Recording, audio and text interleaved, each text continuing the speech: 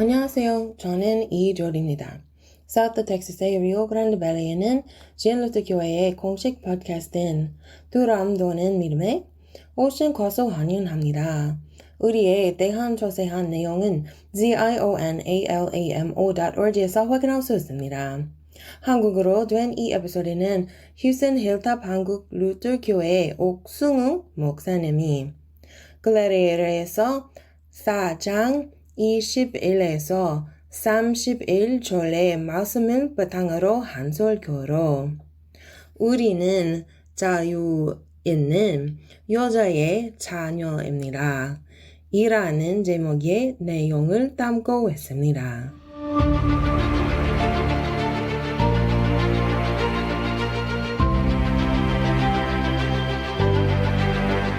우리 갈라디아서 계속 하나님의 은혜의 말씀을 보고 있습니다. 우리 계속해서 주제가 반복되고 있는데 하나님의 은혜 안에서 우리는 죄와 사망에서 값없이 그리스도의 속량의 피로 말미암아 자유함으로 하나님의 친자녀로 구원을 받았습니다. 그래서 다시 종으로 율법주의로 돌아가서는 되지 않는다. 이 말씀이 반복이 되고 있습니다.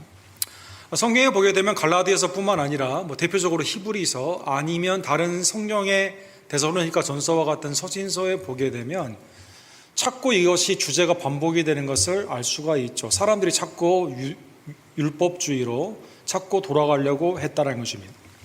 그러면 왜 당시에 있었던 성도들은 율법주의로 돌아가려고 했을까요?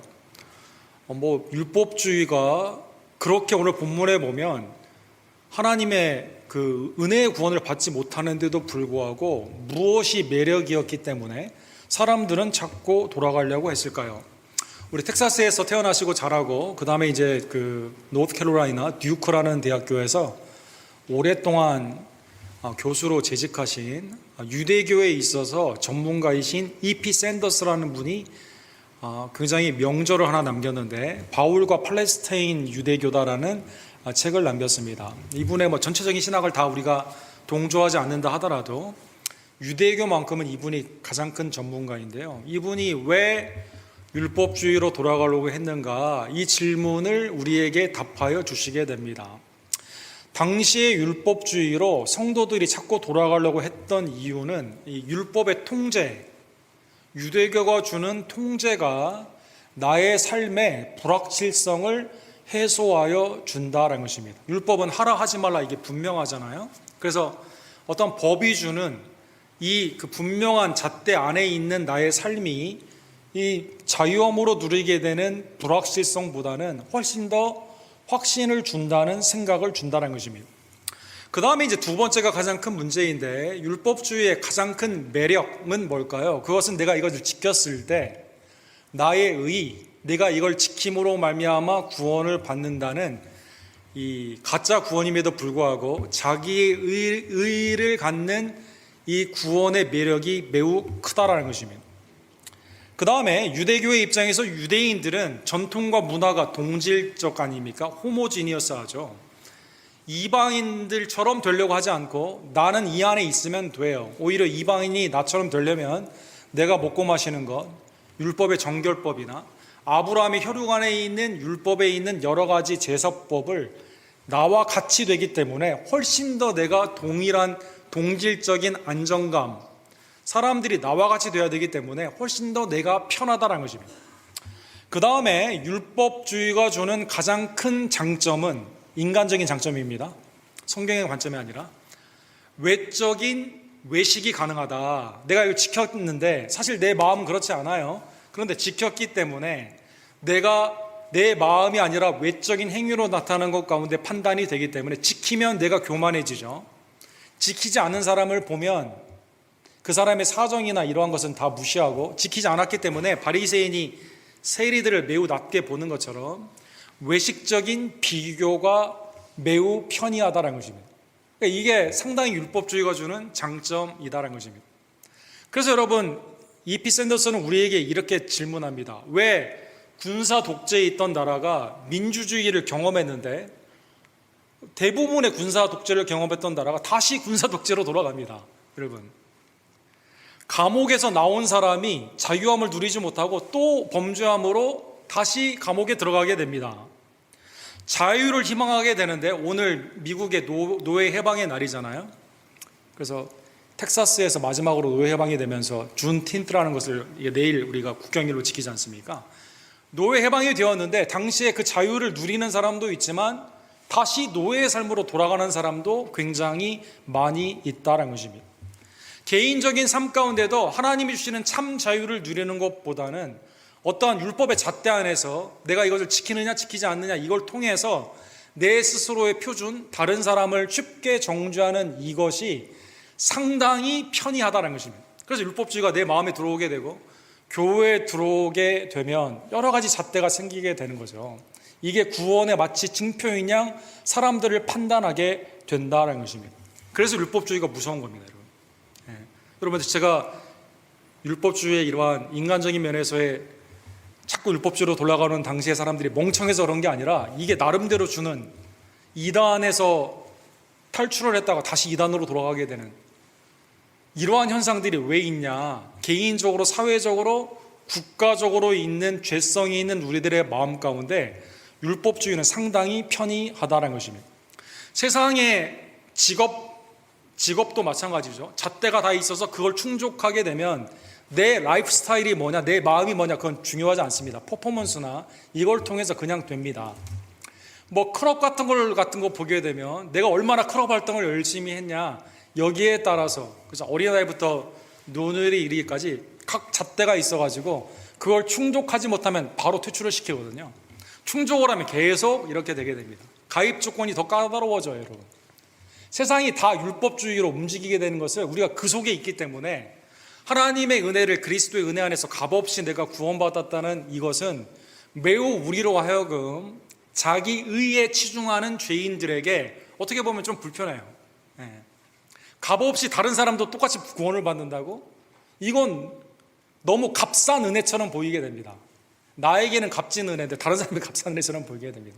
이게 이제 율법주의의 죄성이 있는 우리들에게 자꾸 돌아가려고 하는 그러한 모습이다라는 것입니다. 우리가 지난주에 본 것처럼 갈라디아서 4장 5절과 6절에 보면 어찌해서 너희가 다시 종로로 타려고 하느냐? 우리는 성령 안에서 그리스도의 속량의 은혜로 말미암아 주님이 율법의 저주 십자가에서 그의 피로 말미암아 하나님을 이제 아버지라 부를 수 있습니다. 갈라디아서 안에만 보더라도 이게 엄청난 큰 축복이에요. 의롭다 칭함을 받죠. 하나님이 더 이상 우리를 그리스도로 말미암아 정죄하지 않죠. 하나님의 친아들 딸로 아버지 아빠라 하나님을 부르게 되죠. 성령님이 우리 가운데 자유케 하시고 내주하시면서 성령의 열매를 맺는 삶을 갖게 됩니다. 더 이상 사망을 두려워하지 않아요. 죄 가운데 있는 정죄를 두려워하지 않습니다. 영생의 천국의 자녀로 백성으로 살아가게 됩니다. 이 땅에 이 복음을 거저 증거하게 되는 하나님의 축복의 통로로 아브라함의 기업처럼 살게 되는 은혜를 받게 되는 것입니다. 갈라디아에 처음에 이 복음이 들어갔을 때 오늘 본문 앞쪽에 보게 되면 갈라디아 사람들은 처음에는 기뻤어요. 유대인이나 헬라인이나 차별 없는 하나님의 은혜 가운데 교회가 세워지게 되었을 때는 14절에 보면 율법주의가 아니라 복음 가운데, 율법주의는 아까 말씀드렸죠, 사람을 외적으로 판단을 하며 정죄를 하거나 자기 의 가운데 나아가는 거라고 그랬죠. 너희를 시험하는 것이 내 육체에 있으되, 이 바울 사도는 외모가 출중하지 못했다고 그러죠. 말도 굉장히 어눌했다고 합니다. 그 다음에 바울 사도는 치명적으로 눈이 좀 안 좋았습니다. 눈이. 그래서 외적인 면에서 보게 되면 일단 외양에서 좀 처지죠. 그 다음에 예수님의 원사도라고 하죠. 처음에 갈릴리에서 부름을 받은 사도가 아니라 핍박을 하다가 구원을 받은 하나님의 이방인을 향한 사도였기 때문에 이거를 비교하게 되면 사실은 율법적으로는 흠이 많았다는 것입니다. 그런데 복음으로 받아들였기 때문에 교회에서 업신여기지 않았습니다. 버리지도 아니했습니다. 어떻게 영접을 했습니까? 천사처럼 예수님처럼 영접했다는 것입니다. 그렇죠. 하나님의 은혜 가운데 사랑으로 있으면 이 사람을 다른 걸 보겠습니까? 사랑하는 여러분, 사랑의 관계 가운데 남녀가 사랑을 하게 되면 다른 거 보겠어요? 조건이 아니죠. 처음에는 그리스도를 영접하는 것처럼 했고, 그 다음에 12절에 보면 그 육체의 언약 가운데 있었던 이 바울 사도에게 눈이라도 빼어 주었을 것이다. 15절에는 그런 말씀도 나와 있습니다. 그러니까 은혜의 관계일 때는 처음에 좋았습니다. 근데 지금은 어떤 관계예요? 은혜의 복음이 아니라 율법주의로 자꾸 가려고 하는 그 상황 가운데 율법적인 관계가 되었습니다. 바울 사도가 아닌 것 같아. 주님이 직접 부른 사람이 아닌 것 같아.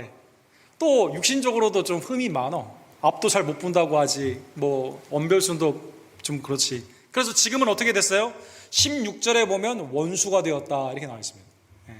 은혜 가운데는 서로 사랑했는데 율법 가운데는 원수가 되었다는 것입니다. 그래서 바울 사도가 같은 주제로 계속 반복을 하고 있습니다. 21절과 22절에 보면 율법 아래 종으로 가지 말라. 내게 말하라. 율법 아래 있고자 하는 자들아, 율법을 듣지 못하였느냐? 기록된 바 아브라함에게는 두 아들이 있으니 하나는 여종에게서 하나는 자유 있는 여자에게서 낳다 하였느니라. 자유를 포기하는 종의 삶으로 돌아가지 말라라고 말씀하여 주십니다. 특별히 오늘 말씀은 왜 중요하냐면 구약의 그리스도를 통한 해석이 우리가 평소에 알고 있던 해석과 당시 유대인이 알고 있었던 해석과 완전히 다릅니다.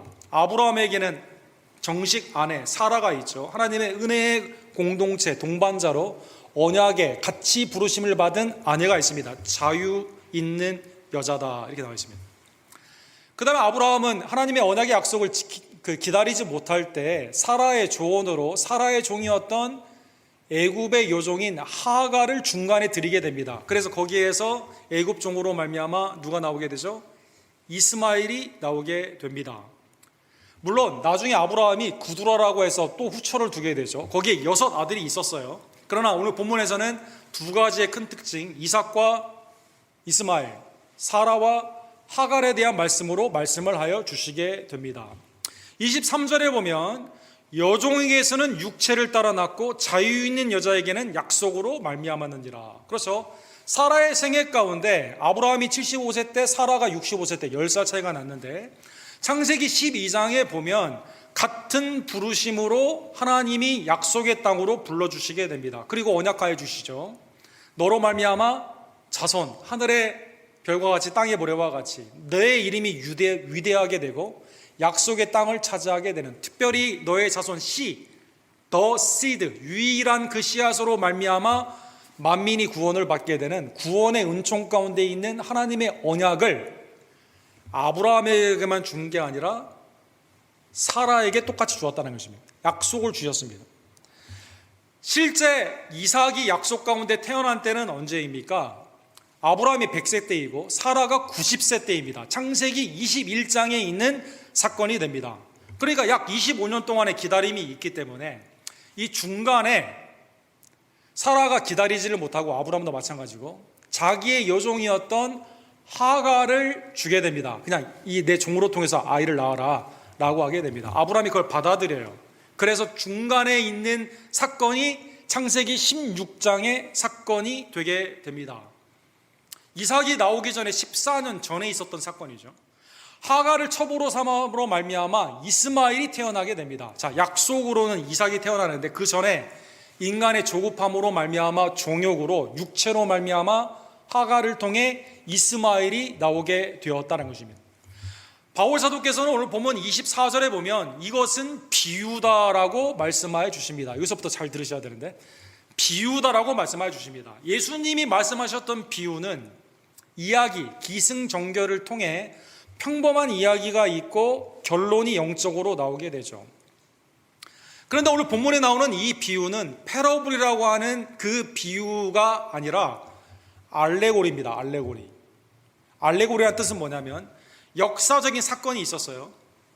근데 이것을 나중에 영적으로 해석하여 주시게 됩니다. 아브라함과 사라의 부르심 가운데 이삭이 나오게 되는데 중간에 히브리 여종 하갈을 통해 이스마엘이 나왔다. 이건 역사적인 사건이에요. 그런데 이것이 비유인데 어떻게 그러면 영적으로 해석이 될까요? 이거는 두 언약입니다. 두 언약. 사랑하는 성도 여러분, 우리가 혈육적으로 생각하게 되면 아브라함, 이삭, 야곱을 통한 12족속이 나오게 되고 이스라엘이 혈육적으로 나오게 되는 아브라함의 자손들이다. 이스라엘은 그렇게 믿고 이스마엘은 전체적으로 아랍권, 이삭과 반대되는 박해의 세력, 아랍권으로 보게 됩니다. 그게 인류 역사를 보게 되는 세속의 역사 가운데 보는 보통의 해석입니다. 성경에서도 그렇게 말하는 경우도 있어요. 우리가 아브라함의 자손이다. 유대인들은 그렇게 말하는 장면이 성경에서도 많이 나와 있죠. 그런데 오늘 본문은 완전히 다르죠. 오늘 본문은 이게 두 언약을 상징하는 비유인데, 하나는 신의 산으로부터 종을 낳은 자니 곧 하갈이라 이렇게 되어 있습니다. 사랑하는 성도 여러분, 신의 산에서 뭘 했죠? 신의 산에서 율법을 받지 않습니까? 역사적으로 하갈은 이스마엘을 낳게 되고 함께 아브라함의 집에서 거하지 않았습니까? 근데 이게 영적인 비유의 뜻은 뭘까요? 신의 산의 언약 가운데 율법을 받았는데, 율법주의, 나의 의로 말미암아 율법적으로 스스로 구원을 얻고자 하는 지금의 예루살렘과 같다라는 것입니다. 우리의 기존의 생각과 완전히 다른 해석이에요. 사람들은 이 비유입니다. 비유. 두 언약입니다. 두 언약. 하갈은 신의 산의 언약이고 옛 율법, 사라는 하나님의 약속, 복음 가운데 있는 그리스도의 새 언약입니다. 그래서 25절과 26절에 보면 이 하갈은 아라비아에 있는 신의 산으로서 지금 있는 예루살렘과 같은 곳이니 그가 그 자녀들과 더불어 종노릇하고 오직 위에 있는 예루살렘은 자유자니 곧 우리 어머니라. 하갈은 비유의 해석을 보게 되면 구약의 율법이에요. 신의 산의 율법. 아라비아에 있는 마운틴 사이나이, 신의 산에서 십계명을 받게 되는 것처럼 율법을 받게 되는 것 가운데 율법주의로, 지금은 그게 어디에 있어요? 물리적인 예루살렘입니다. 예루살렘. 네. 지금 있는 예루살렘과 같다. 예루살렘, 지금 이스라엘 예루살렘, 성전이 있는 그곳, 율법주의. 그러면 사라는 누구입니까? 사라는 옛 신의 산의 율법이 아니라 그리스도로 말미암는 신약 복음입니다. 우리는 어디에 있는 사람들이에요? 이 땅의 지상의 예루살렘. 여러분, 성도들이 예루살렘에 성지 투어도 갈 수 있고, 모슬렘도 메카를 죽기 전에 꼭 가야 된다고 그래가지고 이 예금을 모아가지고 가는 평생의 꿈이 그거 아닙니까? 그러면 여러분과 제가 만약에 예루살렘 못 갔어요? 그럼 어떻게 될까 우리? 이 땅의 지형적인 예루살렘이 중요할까요? 성경에서는 그렇게 말하지 않습니다. 여러분과 저는 이미 그리스도로 말미암아 천상의 예루살렘, 오늘 본문에 보면 위에 있는 예루살렘의 자유자, 사라의 약속의 언약을 통한 그리스도로 성취된 하나님의 은안에서 율법주의의 종이 아니라 자유자의, 자유 있는 여자의 자녀이다라는 것입니다. 놀라운 해석입니다, 여러분. 성경에. 여러분, 우리가 이 말씀을 가지고 시내각 유대인들의 회당에 가서 야, 너희는 하갈의 자손이고 우리는 사라의 자손이다 이렇게 말한다고 해봅시다. 무슨 말이냐 이렇게 할 겁니다, 아마. 신약에는 그렇게 말하고 있습니다. 하갈은 신의 산 구약의 율법의 이 땅의 예루살렘의 율법 아래 종노릇하는 것이고, 그리스도의 복음으로 말미암아 구원받은 우리들은 사라, 약속의 자녀인 이삭을 통해 궁극적으로 자손인 그리스도로 말미암아 하나님의 새로운 나라의 백성이 된 새 예루살렘, 뉴 제루살렘의 천상의 예루살렘의 자유자의 삶을 산다라는 것입니다. 바울 사도만 이렇게 말한 게 아니에요. 구약에서도 사랑하는 성도 여러분, 27절과 28절에 보면 이사야 54장을 인용하여 주시게 됩니다.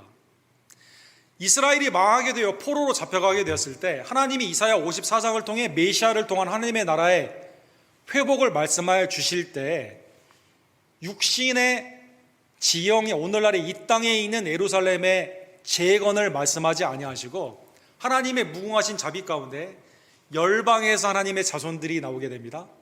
하나님의 놀라운 영광이 어디에 충만하게 됩니까? 유대인들 예루살렘에만 충만한 게 아니라 온 땅에 충만하게 됩니다. 이걸 어떻게 표현했을까요? 잉태하지 못한 자여 즐거워라, 산고를 모르는 자여 소리질러 외치라, 이는 홀로 사는 자의 자녀가 남편이 있는 자의 자녀보다 많음이라 하였으니 형제들아 너희는 이삭과 같이 약속의 자녀라. 영원한 남편은 하나님이시거든요. 하나님의 은혜 안에서 주님이 우리에게 수많은 자녀들을 불러주시게 되는데, 육신에 잉태하지 못한 자가 이 땅에 구두라는 사랑하는 성도들은 6명을 낳았지 않습니까? 아브라함의 세 번째 아내. 그러나 어떻게 했죠? 이삭에게는 모든 것을 주었지만 구두라의 아내나 이스마엘에게는 재산을 줬습니다. 아브라함이 재산 가지고 너희는 동쪽으로 가라 할 때 구두라의 아들들은 어떻게 했죠? 그거 돈 받고 그냥 떠났어요. 영적인 것에 관심이 없습니다, 여러분. 네. 그러나 하나님의 나라의 진정한 하나님의 나라는 어떻게 됩니까? 주님이 불러주시고 하나님의 은혜의 영광 가운데 구원하는 그 나라는 혈육의 자손이 아니라 약속의 자녀인 그리스도로 말미암아 구원받는 모든 교회를 말씀하여 주신다는 것입니다. 29절에 보면 그러나 그때 육체를 따라 난 자가 성령을 따라 난 자를 박해한 것 같이 이제도 그러하도다. 그래서 이것도 영적인 비유의 해석이에요. 창세기 21장에 보면 이삭이 태어나게 되죠. 아이가 젖을 떼게 되었습니다. 그러면 형인 이스마엘이 14살 정도 위거든요. 그러면 우리의 인생에서 인류의 역사에서 첫 번째 형인 가인이 아벨을 사실 브라더스 키퍼, 내가 형제를 지키는 자로 하나님의 은혜 안에서 화목하게 지내야 되는 거 아닙니까? 그러나 가인이 아벨을 죽이는 것처럼 이스마엘이 이제 막 젖된 아이, 아니 14살 형이면 10대 막 그냥 혈기왕성한 그 10대 이스마엘이 이제 막 젖된 아이 뭐 많아봤자 몇 살이겠습니까? 2-3살밖에 안 됐을 거 아닙니까? 이제 막 아장아장 걷는 그 애를 박해합니다. 희롱을 합니다. 여러분, 우리 집안에 우리 위에 있는 형이나 누나 아니면 언니나 오빠가 14살 위인데 맨날 날 때리고 막 그렇게 해보십시오. 그럼 어떻게 되겠어요? 네. 아브라함이 큰 잔치를 베푸는 그때 아브라함의 아들 예굽 여인의 하갈의 아들이 이삭을 놀리는지라. 이게 놀린다는 뜻은 육신적으로 희롱했다는 뜻입니다. 희롱했다. 막 장난을 심하게 쳐가지고 학대했다는 겁니다. 그래서 바울 사도는 뭐라고 말했냐? 박해했다. 이렇게 말하고 있습니다. 이 사건이 오늘날에 어떻게 됩니까? 1세기의 갈라디아 교회 안에서 복음의 안에 있는 성도들을 누가 박해해요? 유대교회에 있는 유대주의자들, 율법주의자들이 박해한다는 것입니다. 바울 사도는 이거에 대해서 너무 잘 알고 있습니다. 어떻게 잘 알고 있죠? 바울 사도 예수님을 영접하기 전에는 어떻게 됐죠? 사람들 죽이는 일에, 기독교인을 핍박하는 일에 나섰거든요. 주님이 왜 내가 나를 핍박하느냐? 하나님의 은혜 가운데 용서해 주지 않았으면 바울 사도 이렇게 살았을 겁니다. 유대주의가 지금 그렇게 하고 있다는 것입니다. 무엇처럼? 역사적인 사건에서 이스마엘이 이삭을 희롱하여 학대하게 되는 것처럼. 사랑하는 성도 여러분, 우리 아이가 학교에 갔는데 초등학교 아이인데 중학교 애들이 와서 때린다고 생각해 보십시오. 우리 아이가 어디 놀러 갔는데 아니면 교회 왔는데 한두 살 위도 아니고 10몇 살 넘은 애가 때린다고 해보십시오. 얼마나 마음이 아프시겠어요, 여러분. 부모님의 마음은. 그래서 30절에 보면 사라가 어떻게 조언을 하죠? 이삭을 괴롭히는 하갈과 이스마엘을 분리시켜야겠다 말을 하게 됩니다. 30절에 그것을 영적으로 이렇게 해석합니다. 성경이 무엇을 말하느냐? 여종과 그 아들을 내쫓으라. 여종의 아들이 자유 있는 여자의 아들과 더불어 유업을 얻지 못하리라. 같이 있기가 힘든 거죠. 자꾸 구박하고 때리고 자기의 육신의 힘을 가지고 하나님의 약속에 유업이 있는 아이들을 괴롭히게 되니까 분리를 시키는 거죠.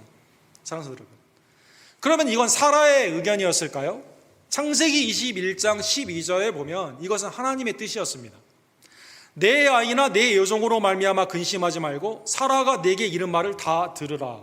이삭에게서 나는 자라야 내 씨라 부를 것임이라. 창세기 21장 12절에 보면 하나님이 그래서 하갈과 이스마엘을 아브라함을 통해 내쫓게 됩니다. 율법주의가 복음에 있는 그리스도 안에 있는 성도를 괴롭히게 되었을 때 분리를 시켜야만 된다는 것입니다. 그래야만 이삭에게서 난 자라야 내 씨라 부름을 받을 것이라. 하나님의 은혜에 있는 자녀가 온전히 자라나게 되는 것이죠. 31절에 그래서 그런즉 형제들아 결론입니다. 우리는 여종의 자녀가 아니요 자유 있는 여자의 자녀니라. 그렇죠. 우리는 육신의 유대인들, 영적으로는 하갈의 자녀예요. 종의 자녀들입니다. 그리스도 안에 있는 사라 안에 있는 자녀들은 어떤 자녀입니까? 자유 있는 여자. 오늘 얼마나 명칭이 좋습니까? 하나님의 은혜 안에서 우리는 성령 안에서 자유를 누리는 하나님의 친 아들, 딸로 자유함으로 구원을 받았다는 것입니다. 사라는, 사랑하는 성도 여러분, 그의 생애 동안에 아브라함보다 오히려 더 믿음의 어머니임을 볼 수가 있습니다. 아브라함은 자기가 살기 위해 누구를 이용했죠? 우리 아브라함은 아버지 나라의 모델이 아닙니다, 여러분. 누이라고 2번이나 자기가 살려고 다른 남자에게 자기 아내를 줘요. 사라는 그렇지 않습니다, 여러분. 사라는 그리스도의 약속의 언약 가운데 있는 믿음 가운데 인내합니다. 율법에서 정죄에서 해방이 되는 그 약속의 위협 가운데 우리에게 주시는 믿음의 어머니이다라는 것입니다. 사라는 성령 안에 있는 자유함에 누리는 새 예루살렘, 천상의 모델이 되는 그러한 모습이다라는 것입니다. 자, 사랑하는 성도 여러분, 오늘 본문의 말씀을 깨달으며 여러분과 저는 누구의 자녀예요? 사라 자유자의 자녀입니다. 자유가 얼마나 소중한지를 깨닫고 물리적인 율법주의, 예루살렘, 유대교의 구원이 아니라 그리스도 안에 있는 거룩한 성, 새 예루살렘, 하나님의 나라의 백성이 되었음을 기뻐하는 주의 종들 되기를 간절히 원합니다. 히브리서 12장 21절과 22절에 보면 모세도 내가 심히 두렵고 떨린다. 율법주의 안에서는 하나님의 존전에 나아가는 게 불가능하죠. 대제사장을 통해서만 갈 수가 있습니다. 그러나 예수 그리스도 안에서는 여러분과 제가 어디에 가게 되죠? 시온산 살아계신 하나님의 도성인 하늘의 예루살렘, 거기에는 누가 있습니까? 하나님이 계십니다. 천군 천사가 있습니다. 우리를 위해 대속하여 주신 예수님이 계십니다. 의인의 영이 있습니다. 하나님의 나라의 교회의 성도의 총회가 있습니다. 사랑하는 여러분, 하나님의 나라 가운데 여러분과 저는 물리적인 예루살렘으로 구원받는 게 아니라 하나님의 새 예루살렘, 천상의 그 예루살렘, 하나님이 계시고 영원한 영생이 있고 그리스도의 놀라운 속죄의 은혜가 있는 부름받은 구원받은 성도의 총회로 부름받았음에 감사하는, 그리스도를 통해 이 은혜를 받았음을 감사하는 주의 종들 되기를 간절히 원합니다.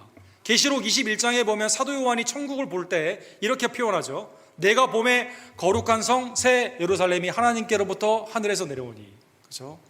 예루살렘 예루살렘 그 거룩한 성아 호산나 호산나, 여러분 유명한 찬양이죠. 거룩한 성 새 예루살렘이 여러분과 저에게 그리스도의 속량의 은혜로 말미암아 영원한 영생 가운데 우리가 부름을 받게 된 겁니다. 그러기에 사랑하는 성도 여러분, 여러분과 제가 하나님의 나라의 백성, 이 자유함을 종의 삶으로 다시 들어가지 않고, 세상은 율법으로 움직이죠. 교회가 율법으로 움직이면 될까요? 아니죠. 그리스도의 은혜의 자유함으로 하나님의 은혜 가운데, 누가복음 12장 32절에 보면 주님이 산상수훈을 누가복음에서 한 내용을 누가복음 12장에 나와 있죠. 우리가 이방인처럼 중언부언할 필요가 없습니다. 하나님의 은혜 안에서 먼저 주님의 나라와 의를 구하면 모든 것을 더하여 주십니다. 더 중요한 것은 결론이 이렇게 되어 있습니다. 32절에 보면 적은 무리여 무서워 말라, 너희 아버지께서 그 나라를 너희에게 주시기를 기뻐하시느니라. 하나님의 나라를 사랑하는 성도 여러분, 주님이 야 다른 사람 다 주고 남으면 너한테 한번 생각해 볼게. 대기번호. 넌 좀 생각해 볼게. 내가 이만큼 주고자 하는데 여기까지는 네가 올라와. 그래서 우리가 하나님과 너 사이에 신인 협동, 함께 구원을 이루자. 주님이 그럴까요? 그게 아니라 놀랍게도 주님이 그 나라를 우리에게 주시는 것을 기뻐하시는 거죠. 십자가의 강도 앞에 오늘 내가 나와 함께 낙원에 이르리라.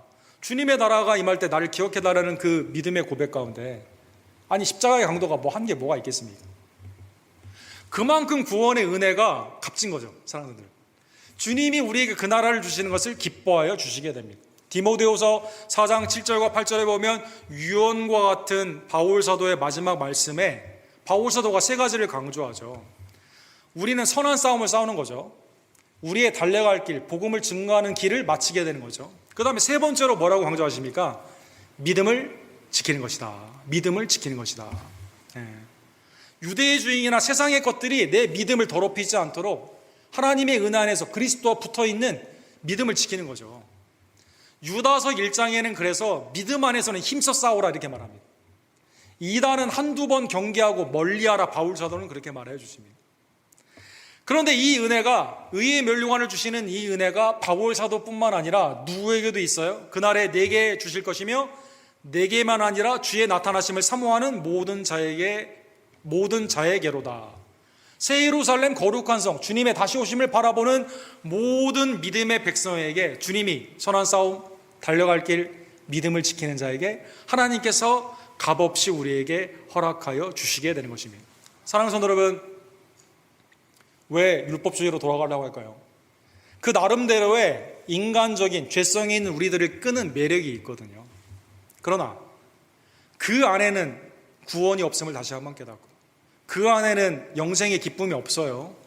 언제나 두려움, 오늘 아침에도 두려움에 대해서 배웠는데, 언제나 우리 마음 가운데 guilty, 내가 뭔가 하게 되면 좀 잘 된 것 같이 사람들을 무시하고, 그렇지 못한 사람은 쉽게 정죄하게 되는, 자유의 진정한 가치를 모르고 다시 돌아가는 그것 가운데, 그러나 하나님은 거기에서 우리를 해방시켜 줬음을 다시 한번 깨달으며 성령 안에 있는 율법과 죄와 사망의 자유를 누리는 자유함으로 주님 앞에 우리의 삶을 기쁨으로 드리는 거죠.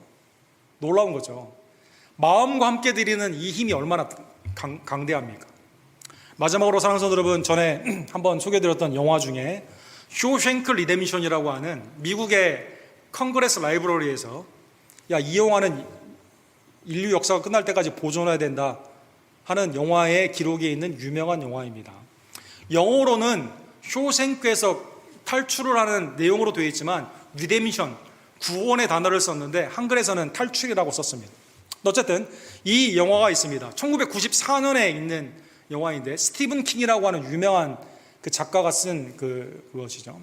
이 주인공이 있는데 이 앤디라는 사람입니다. 아내를 죽였다라고 하는 이 누명을 쓰고 감옥에 갔어요.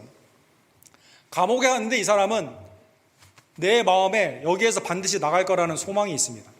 그래서 나중에 탈출을 하게 되죠. 그렇기 때문에 감옥 안에 있지만 그 안에서도 자유함을 누려요. 클래식 음악을 듣고 주위에 있는 사람들에게 소망의 가치에 대해서 자유함을 막 알려주게 됩니다. 이 사람은 탈출을 하게 됩니다. 그 다음에 나오는 풀려나는 두 사람이 있습니다. 여기에 대해서 잠깐 오늘 본문의 말씀과 한번 어떤지 한번 생각해 보시기를 바랍니다. 우리 오른쪽 아래 보면 원형에 있는 할아버지가 있는데 브룩스라는 분입니다.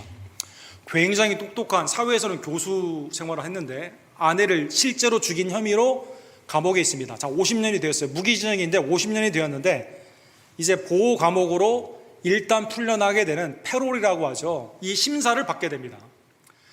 그러면 50년 만에 감옥에서 나가니까 얼마나 기쁘겠어요. 근데 이분은 감옥에서 나가는 게 두렵습니다. 그래서 안 나가려고 다른 사람을 감옥 안에서 죽이려고 해요. 그러나 어쨌든 중간에 있는 앤디가 이 설득을 해가지고 나가게 됩니다. 밖에 나갔어요. 밖에 나가서 할 일이 별로 없죠. 사람들 이상하게 보고.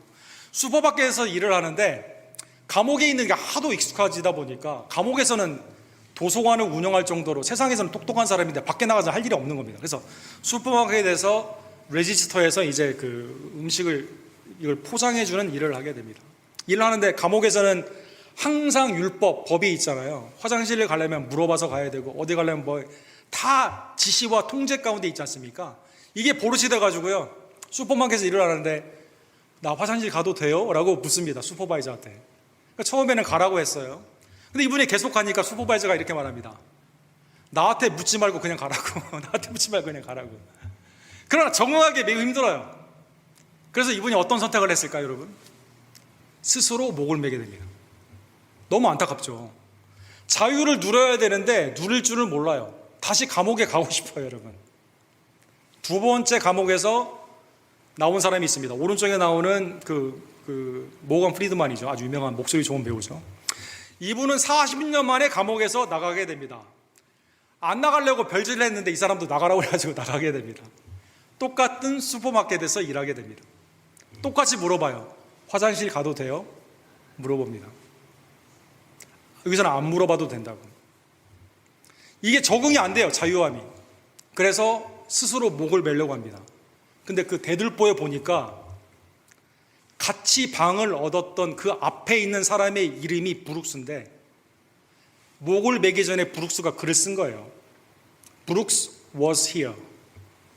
내가 여기 있었는데 나 이제 목마르다 죽는다. 이렇게 됩니다. 그러다가 이걸 보고 나도 죽어야 되나 말아야 되나 생각을 하다가 앤디라고 하는 먼저 탈출한 이 사람이 편지를 썼던 기억을 하면서 편지를 찾게 되고 죽지 않고 앤디를 찾아가서 자유함을 누리게 됩니다. 그래서 거기에 씁니다. So was red. 나도 죽을 뻔했는데 나는 자유를 향해 나가는 겁니다. 사랑하는 여러분, 스티븐 킹이 여러분과 저에게 교훈을 주는 거죠. 왜 우리는 율법으로 돌아가려고 할까요? 당시에 있는 사람이나 지금이나 레귤레이션이 센 데를 오히려 사람들이 좋아하고 어떻게든지 그 클럽에 가입하려고 하고 그렇죠? 자유보다는 통제가 가능한 모든 곳에서 그게 나를 불편하게 하더라도 false security를 주거든요. 거짓말인데 안전함을 주거든요. 그러나 거기에는 구원이 없습니다. 사랑하는 성도 여러분, 그리스도께서 여러분과 저를 죄와 사망과 율법에서 구원해 주셨음을 다시 한번 깨달으며 이거는 성령의 은혜 안에서 우리가 누리는 겁니다. 감옥으로 다시 돌아가서는 안 돼요. 사랑하는 성도 여러분, 율법주의로 돌아가서는 되지 않습니다. 그리스도께서 내게 주신 자유에 있는 여자의 자녀, 자유함을 누리는 새 예루살렘의 백성들, 주님의 거룩한 성의 도성의 백성들 되기를 간절히 원합니다.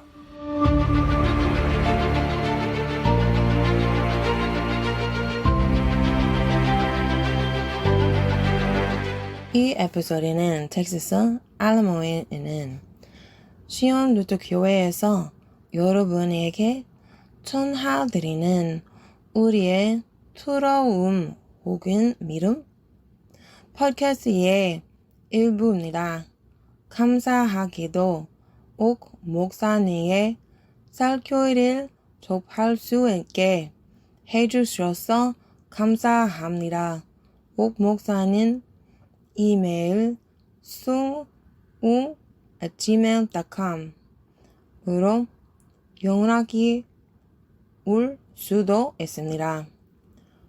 경청해 주셔서 감사드리며 조금함과 두려움이 아닌 인내와 믿음을 통해서만 하느님의 도움으로 인생의 문제를 효과적으로 다룰 수 있는 용감과 용기를 접으시길 바랍니다.